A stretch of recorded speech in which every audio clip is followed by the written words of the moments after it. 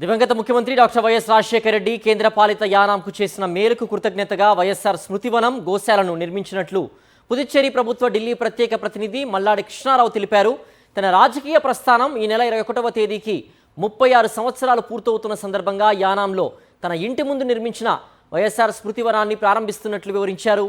వైఎస్ఆర్ పేరు కొన్ని శతాబ్దాలు నిలిచేలా స్మృతివనాన్ని తన సొంత నిధులతో నిర్మించినట్లు స్పష్టం చేశారు.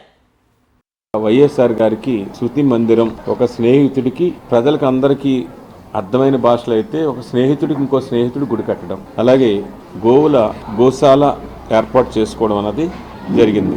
వారు నా స్నేహాన్ని కోరుకోవడం, నేను వారిని ఒక ముఖ్యమైన స్నేహితుడిగా భావించడంతో ఇదైంది. ఎవరికి ఒకరు చేశారనో ఇంకొకరిని నేను ఇప్పటి వరకు కూడా కామెంట్ కూడా ఎక్కడ కూడా మాట్లాడలేదు.